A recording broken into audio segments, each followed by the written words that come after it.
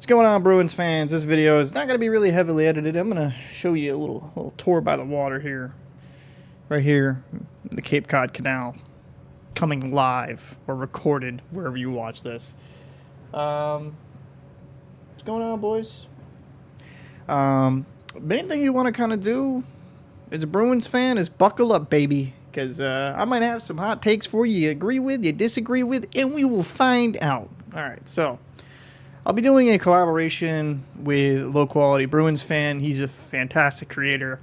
I just like giving him shout outs, so I'll put his link down below in the description. So if you watch Bruins content, he's definitely the guy. I think he's actually the best Bruins content creator on the platform personally. Highly entertaining, and I enjoy his videos. I want to talk about a few things kind of in short.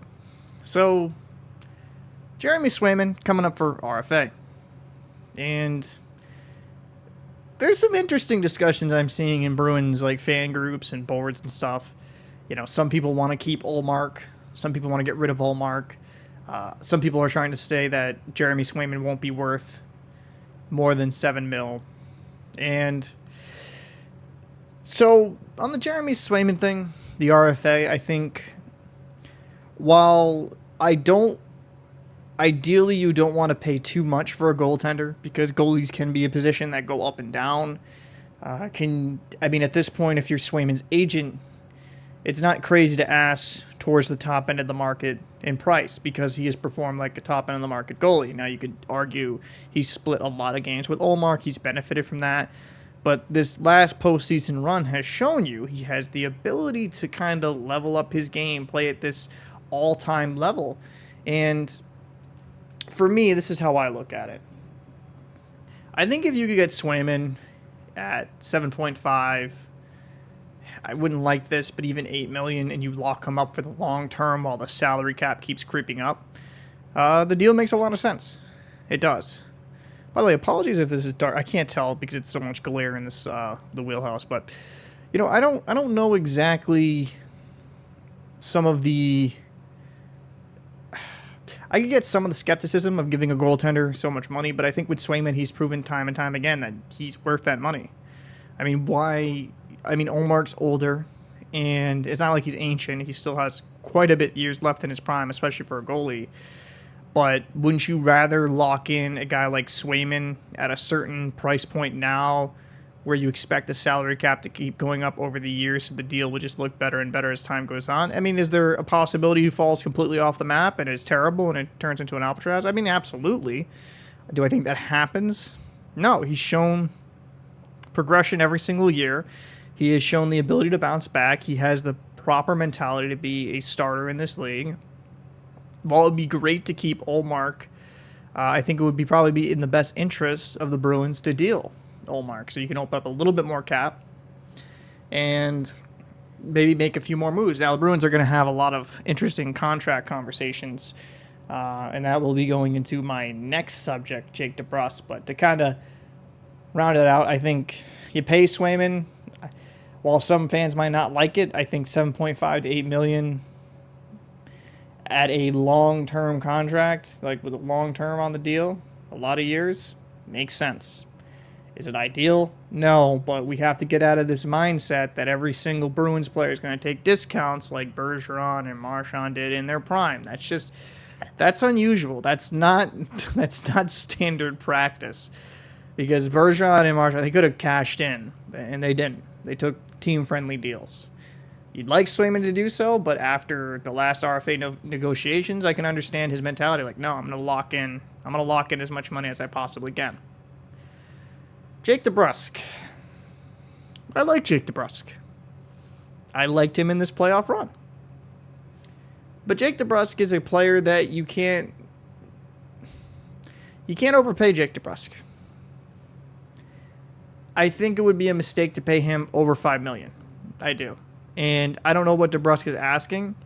I think for what he is, he should be a top 6 winger. If DeBrusk played like he did in the playoffs, and when he's fully cooking, he's amazing. And not every single player is consistent in the NHL. There's going to be some, there's going to be some stretches where you have downturns, and that's natural, right? You're not going to be perfect every single game. You're not going to be perfect a full 82. But DeBrusk is just, his inconsistency is maddening, and I don't think you can afford to pay him much more than that. Because at that point, you're investing into a player, again, more on potential than actual output. And I think DeBrusk is going to be one of these players. He'll have some years that maybe he even flirts with 30 goals. But I think he's going to constantly be up and down because at this point in his career, that's what he is. And there's nothing wrong with that. I think DeBrusk would be a fine second-line winger. I think he's fine in that role. But once you start paying him more than, I think, around 5, kind of looking around the league and the market, like, can you find maybe somebody that gives you similar production for cheaper? So with Jake DeBrusk, I'd love to have him back, but I'd like to have him back at like a reasonable price point.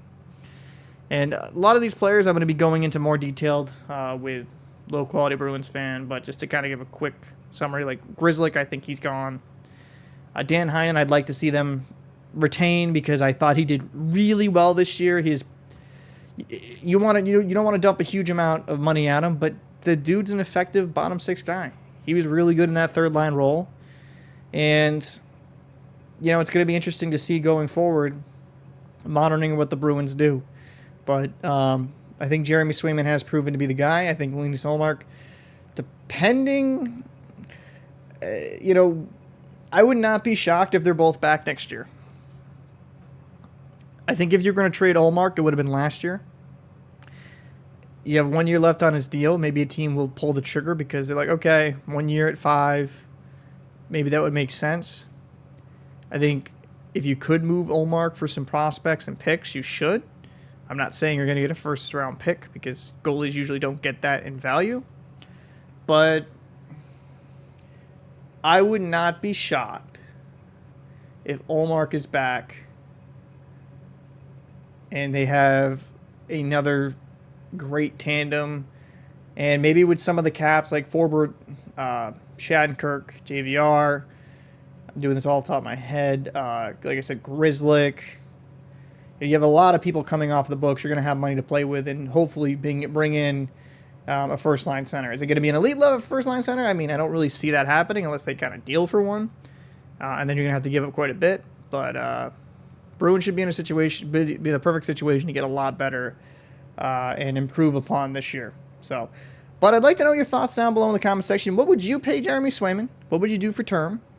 And what would you think about all the other free agents on the Bruins this year? Try us a little different.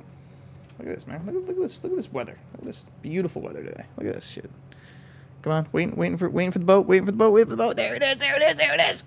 So, all right, boys and girls. I'll see you in the next one.